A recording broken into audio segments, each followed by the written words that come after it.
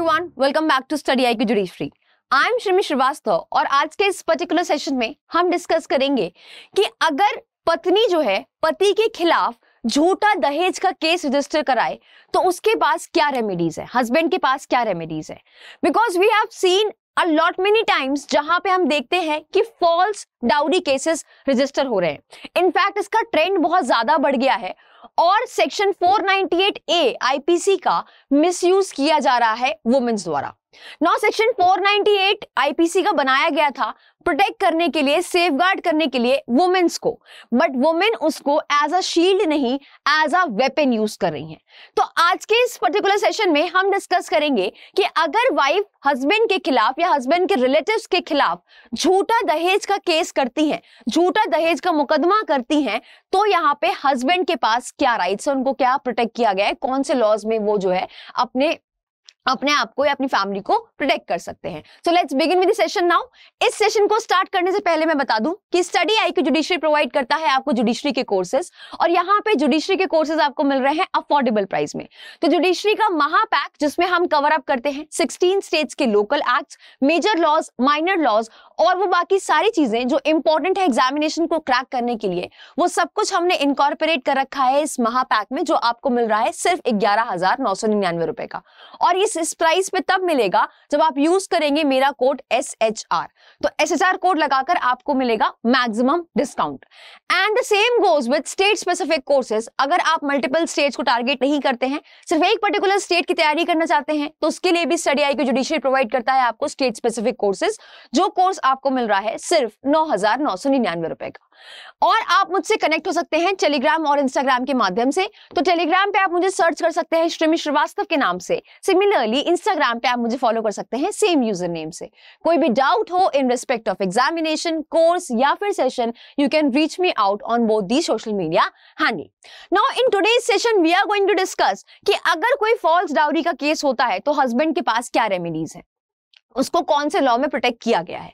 तो हम देखते हैं हमेशा, और इनफैक्ट अब तो ट्रेंड हो गया है कि वाइफ जो है फॉल्स डाउरी का केस कर रही है हस्बैंड के अगेंस्ट या फिर हस्बैंड के परिवार के against because of XYZ reasons. ठीक है, उसका कहीं और अफेयर है, उसकी जबरदस्ती शादी करा दी गई एंड ऑल दैट। उससे बचने के लिए what she is doing, she is just filing a false dowry case, right. Now dealing with the false dowry case और the acquisition can be a troublesome task for the husband and his relatives. अब भाई husband के खिलाफ अगर आप जो है false case कर दोगे, उसकी वाइफ जो है फॉल्स डाउरी का केस कर देगी, हस्बैंड दहेज मांग भी नहीं रहा, उसका परिवार वाला दहेज मांग भी नहीं रहा, फिर भी अगर वाइफ जो है कर देती है, तो उसके लिए तो बहुत बड़ी प्रॉब्लमैटिक सिचुएशन अराइज हो जाएगी। भाई वो तो परेशान हो जाएगा, कोर्ट के चक्कर लगाने पड़ेंगे, राइट। तो यहाँ पे हमने देखा कि रिसेंट ट्रेंड में एक बहुत तेजी से बढ़ोतरी हो रही है इस केसेस में कैसे कि हमने देखा कि एक रिकॉर्ड्स देखे हमने जब उठाकर, तो हमने देखा कि बहुत ज्यादा फॉल्स केसेस आ रहे हैं डाउरी के, क्योंकि एट द एंड क्या होता है, डाउरी का केस अगर मान लो रजिस्टर हुआ, जब उसकी सारी सुनवाई कार्रवाई हो गई उस पे, तो पता चला कि हस्बैंड को एक्विट कर दिया गया। क्यों एक्विट कर दिया गया, कन्विक्ट क्यों नहीं किया गया? द रीजन इज कि फॉल्स केस था। ठीक है, तो एक्विटल के रेट्स बहुत ज्यादा हाई है इन केसेस में, and that is why we are saying it कि रेट जो करेंटली जो सिनेरियो है, यहाँ पे हम देखते हैं कि बहुत ज्यादा फॉल्स केसेस रजिस्टर किए जा रहे हैं डाउरी के रिस्पेक्ट में। नाउ जुडिशियल अथॉरिटीज ने कुछ रीसेंट जजमेंट्स दिए, ठीक है, और इन्होंने कुछ गाइडलाइंस दी कि भाई कैसे इस प्रॉब्लम को टैकल करना है। इन्होंने बताया यहाँ पे जजमेंट के थ्रू हमारे एपेक्स कोर्ट ने और बहुत सारे कोर्ट्स ने, हाई कोर्ट्स ने रिस्पेक्टिव, कि ये गाइडलाइंस फॉलो करो और इस तरीके से सिचुएशन को डील करी जा सकती है जहां पे फॉल्स केसेस किए जा रहे हैं, जहां पे फ्रिवोलियस केसेस किए जा रहे हैं, और जो केसेस कर रहे हैं फॉल्स केसेस, उनके खिलाफ जो है कार्रवाई करनी चाहिए, right. Now before starting with this session in detail कि भाई क्या प्रोटेक्शन मिलता है हस्बैंड को इस पर्टिकुलर रिस्पेक्ट में अगर वो सिचुएशन में पड़ जाता है जहां पे उसके खिलाफ झूठा केस हो गया है, एक बार समझते हैं सेक्शन 498 IPC का क्या कहता है। देखो, सेक्शन 498 IPC में एक प्रोटेक्शन की तरह एक प्रोटेक्शन दिया गया है वुमेन को। ठीक है, नाउ लेजिस्लेचर्स ने जब ये सेक्शन बनाया तो इस सेक्शन को बनाते वक्त उन्होंने सोचा कि भाई हम जो है प्रोटेक्शन प्रोवाइड करेंगे वुमेन्स को अगेंस्ट हरासमेंट, चाहे वो फिजिकल हो या मेंटल हो, अगेंस्ट क्रूएलिटी, ताकि हस्बैंड और हस्बैंड के जो परिवार वाले हैं वो वाइफ को दबा ना सके, उसके साथ कोई भी हरासमेंट ना करे, उसके साथ कोई भी क्रूएलिटी ना करे। इस इंटेंशन से, इस ऑब्जेक्टिव से इस सेक्शन को इनकॉर्पोरेट किया गया था इंडियन पीनल कोड में। नाउ ये सेक्शन क्या कन्वे करता है कि सेक्शन सिंपली कहता है कि हस्बैंड या फिर उसका अगर कोई रिलेटिव अगर क्रूएलिटी कर रहा है वाइफ के साथ तो उसको इम्प्रिजमेंट दी जाएगी 3 साल की और उसके साथ उसको फाइन दिया जाएगा। सिंपल सी बात। और जो ये आपका ऑफेंस है इस सेक्शन में, ऑफेंस जो है आपका ये इस सेक्शन में जो कमिट किया जाता है दैट इज नॉन बेलेबल, ठीक है, बेलेबल नहीं है, that is non compoundable and cognizable, ठीक है। तो सेक्शन 498 आपका कॉग्निजेबल है, नॉन बेलेबल है और आपका नॉन कंपाउंडेबल है, ठीक। अब यहां पे तो ये बात कह दी कि अगर क्रूएलिटी करता है हस्बैंड या हस्बैंड के रिलेटिव तो उस केस में उसको जो है सजा दी जाएगी 3 साल की, या साथ में उसको फाइन भी इंपोज किया जा सकता है। Clear. Now what is the meaning of cruelty? अब इसी सेक्शन में क्रूएलिटी को भी बहुत क्लियरली बता रखा है कि क्रूएलिटी क्या होगा, क्या अमाउंट करेगा क्रूएलिटी। तो यहाँ पे कहते हैं कि अगर कोई जानबूझ के हस्बैंड या हस्बैंड का रिलेटिव जानबूझ के कोई ऐसा कंडक्ट करता है जिससे जो है वाइफ को ये वाइफ जो है सुसाइड कर रही है, या फिर ऐसा कोई कंडक्ट है हस्बैंड या हस्बैंड के रिलेटिव का कि आप उसको उकसा रहे हो कि वो सुसाइड करे, या फिर वाइफ जो है अपने आप को इंजरी पहुंचाए, अपनी लाइफ को फिजिकली मेंटली अपनी लाइफ को डिटोरिएट करे, ठीक है, अपनी हेल्थ को डिटोरिएट करे, इस तरीके का विलफुल कंडक्ट है किसकी तरफ से? हस्बैंड या हस्बैंड के रिलेटिव की तरफ से, तो that will amount to cruelty. और साथ में कहा कि जहां पे हस्बैंड या हस्बैंड के रिलेटिव कोर्स कर रहे हैं, उस पर एक दबाव बना रहे हैं, उससे अनलॉफुल डिमांड कर रहे हैं डाउरी की, अनलॉफुल डिमांड कर रहे हैं उससे किसी वैल्यूएबल सिक्योरिटी की, किसी भी प्रॉपर्टी की, इमूवेबल हो या मूवेबल प्रॉपर्टी, तो अनलॉफुल डिमांड कर रहे हैं उससे, उसके ऊपर दबाव बना रहे हैं उस पे या उसके परिवार, लड़की पे या लड़की के परिवार वाले पे दबाव बना रहे हैं, तो this will all will amount to what? Cruelty. तो ये सेक्शन 498 आपका साफ साफ कहता है। बट अब जो सेक्शन 498A है आईपीसी का, वो बहुत ही बुरी तरीके से मिसयूज किया जा रहा है सारी ही वाइफ्स द्वारा।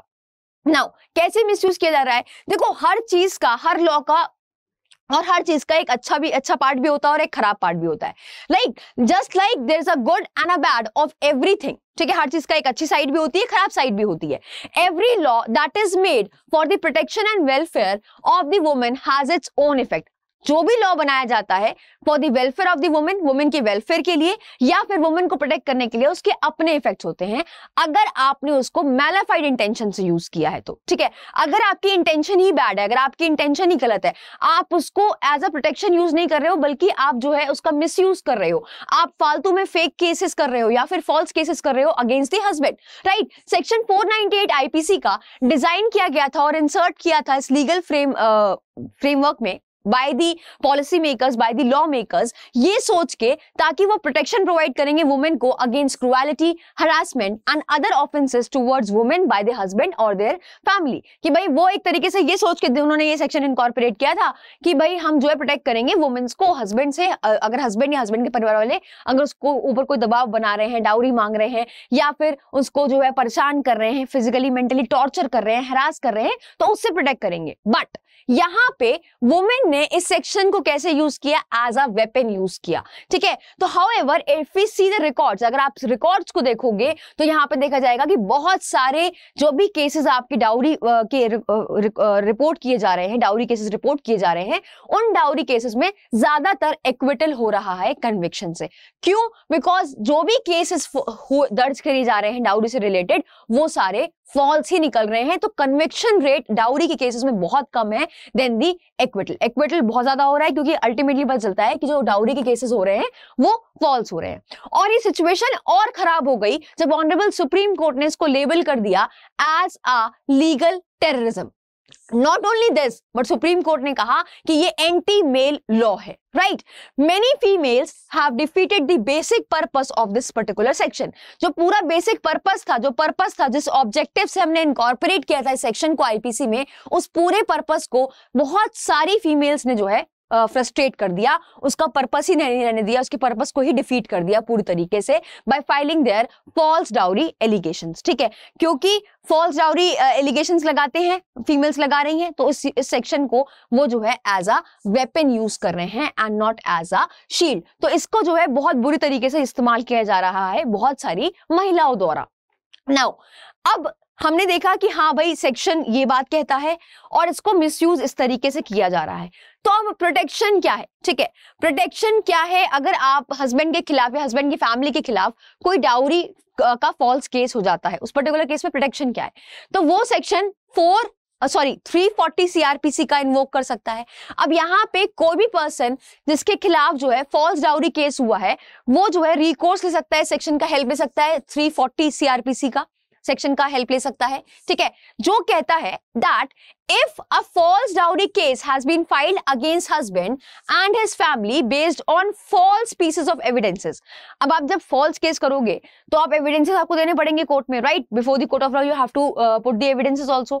अब जब evidences आप दोगे तो obviously जो कि आपका केस false है तो आप false evidences दोगे। तो यहाँ पे कहता है कि अगर आपके खिलाफ कोई false piece of evidences से husband और husband के खिलाफ जो है false dowry का केस लगाया गया है तो वो एप्लीकेशन फाइल कर सकता है इस सेक्शन के अंडर, सेक्शन 340 सीआरपीसी के अंडर अगेंस्ट दी वाइफ और any person who has launched the complaint. तो जिस भी पर्सन ने कंप्लेंट लॉन्च करी है या उसकी वाइफ ने कंप्लेंट लॉन्च करी है तो उसके खिलाफ जो है वो यहाँ पे एप्लीकेशन फाइल कर सकता है इस पर्टिकुलर सेक्शन में। नेक्स्ट इज अगर वो हस्बैंड हिंदू है तो वो सेक्शन 9 में जा सकता है हिंदू मैरिज एक्ट के। यहाँ पे कहता है कि अगर हस्बैंड हिंदू है तो should apply for section 9 of the Hindu marriage act. And for other religion, the application can be made under the restitution of conjugal rights, stating that willingness to continue living with his wife and an admission that he has never harassed her or any of her family member for dowry। और यहाँ पे एक admission कर सकता है husband या husband की family कि भाई मैंने कभी भी इसको या इसके परिवार वाले को, वाइफ को या वाइफ के परिवार वालों को कभी भी हरास नहीं किया है, मैंने कोई डिमांड नहीं करी है। इसका एक एडमिशन भी किया जा सकता है इस पर्टिकुलर सेक्शन में। नाउ एफआईआर हो सकती है। ठीक है, now on filing a false FIR, अगर वाइफ ने आपके खिलाफ फॉल्स एफआईआर दर्ज कराई है तो हस्बैंड जो है सीनियर पुलिस ऑफिसर को या कमिश्नर को अप्रोच कर सकता है, वहां जाके सबमिट करेगा एक रिटन कंप्लेंट, सारे फैक्ट्स बताते हुए, सारी पूरी जो भी इंसिडेंट है उन सबको बताते हुए वो एक एप्लीकेशन दे सकता है, किसको, एक कंप्लेंट दे सकता है सीनियर पुलिस ऑफिसर को या कमिश्नर को। नाउ इन केस अगर उस केस में हस्बैंड का रिलेटिव्स इन्वॉल्व है, उसकी मदर इन्वॉल्व है, उसकी सिस्टर इन्वॉल्व है, तो मदर और सिस्टर जो है हेल्प ले सकती हैं, एक एप्लीकेशन डाल सकती हैं नेशनल कमीशन ऑफ वुमेन को, can be made availing their protection from the false dowry case. तो यहाँ पे नेशनल कमीशन फॉर वुमेन को एप्लीकेशन डाल के उनसे मदद ले सकती हैं कि भाई जो है ये फॉल्स केस किया गया है हम पे, तो हमें इस पे हेल्प करे, राइट? ये भी एक ऑप्शन है। Next domestic violence act, this is a particular act जो बात करता है डोमेस्टिक वायलेंस के रिस्पेक्ट में। वहां का सेक्शन आपका 25 क्लॉज 2 जो बात करता है कि हस्बैंड को मेंटेनेंस देनी है वाइफ को, तो इन case of this particular act, इस पूरे पर्टिकुलर एक्ट में बता रखा है, पूरा डिटेल में बता रखा है डोमेस्टिक वायलेंस के बारे में। अब यहाँ पे कहता है उस पर्टिकुलर सेक्शन में अगर हस्बैंड को लगता है कि जो मेंटेनेंस ऑर्डर आया है, जो मेंटेनेंस ऑर्डर आया है कि भाई वाइफ को मेंटेनेंस प्रोवाइड करना है, तो उस मेंटेनेंस ऑर्डर जो आया है वो फाइल हुआ है against him is based on false allegation, वो आपका फॉल्स एलिगेशन पे बेस्ड है। जो आपको आदेश दिए गए हैं कि भाई आपको मेंटेनेंस देना है वाइफ को, वो जो ऑर्डर है वो आपका फॉल्स एलिगेशंस के बेस पे आया है, तो आप सेक्शन 25 क्लॉज 2 की मदद लेके जो है रिकोर्स ले सकते हैं, हेल्प ले सकते हैं। नाउ ये तो हो गया कि कौन से सेक्शन में जाके आप कंप्लेन कर सकते हैं या एप्लीकेशन डाल के रेमेडीज ले सकते हैं। पनिशमेंट क्या दी जाएगी in case of false dowry case? तो अगर ये पता चलता है कि भाई डाउरी के जो केस किया गया था वो फॉल्स था, फ्रिवोलियस था, तो उस पर्टिकुलर केस में section 211 of IPC comes into picture. ठीक है, अब नाउ 211 सेक्शन आईपीसी का क्या कहता है? That any false charge of offence made with the intention to injure any person, institute or causes to be instituted any criminal proceeding against the person or falsely charges any person to commit any offense with a malified intention, knowing that there is no just or lawful ground of such proceedings or charge against that particular person, shall be given of imprisonment of 2 years or fine। तो अगर ये कोई भी person जो है इस intention से case करता है कि आपको सामने वाले को इंजरी पहुंचानी है, फॉल्स केस करता है, या फिर ये इंटेंशन है कि कोई भी मैलिफाइड इंटेंशन है और कोई भी लॉफुल ग्राउंड नहीं है, कोई भी जस्टिफाइड ग्राउंड नहीं है, और आपने जो है फॉल्स केस कर दिया, फ्रिवोलियस केस कर दिया, तो उस पर्टिकुलर केस में आपको 2 साल की सजा और साथ में फाइन इम्पोज किया जा सकता है, या फिर दोनों आपको देना पड़ेगा, इम्प्रिजमेंट भी और फाइन भी, राइट। तो ये पनिशमेंट दे रखी है आपके आईपीसी में भी। So this was all about for today's session. I hope you have understood it well. I hope you have liked the session. Now एक important announcement कि जैसे मैंने आपको बताया कि स्टडी IQ जुडिशरी प्रोवाइड कर रहा है आपको कोर्सेज अफोर्डेबल प्राइस में। आपको करना क्या है, वेबसाइट पे जाना है, यहाँ पे आप देख सकते हैं महापैक। जैसे ही आप स्टडी IQ जुडिशरी की वेबसाइट पे जाएंगे, कोर्स कंटेंट में यू कैन सी कि हमने 16 स्टेट से कि सारा कोर्स मटेरियल यहाँ पे इनकॉर्पोरेट कर रखा है, चाहे वो मेजर हो, माइनर लॉ हो, या फिर लोकल एक्ट्स हो, टेस्ट सीरीज हो, ये सब कुछ हमने इनकॉर्पोरेट कर रखा है इस महापैक में। आपको करना क्या है, बाय नाउ पे क्लिक करना है। जैसे को कोर्स आपको दिखा रहा है 34,999 रुपए का, जैसे ही आप प्रोमो कोड एप्लीकेबल करेंगे, यहाँ पे प्रोमो कोड लगाएंगे SHR, जैसे ही आप प्रोमो कोड लगाएंगे, you can see you will get the course in the maximum discount. आपको मिलेगा इस कोर्स पे मैक्सिमम डिस्काउंट, और जैसे ही प्रोमो कोड लगाया SHR, वैसे ही 34,999 वाला कोर्स आपको मिलेगा सिर्फ 11,999 रुपए का। और ये महापैक की कोर्स वैलिडिटी होगी 1 साल की, और अगर आपको 2 साल का चाहिए तो सेम SHR कोड लगा के आपको 2 साल का महापैक मिलेगा सिर्फ 14,499 का। एंड इसी तरीके से कोड लगा के SHR आप स्टेट स्पेसिफिक कोर्स ले सकते हैं 9,999 रुपए में, right. So this was all from my and in today's session. I hope you have liked it. Thank you so much for watching.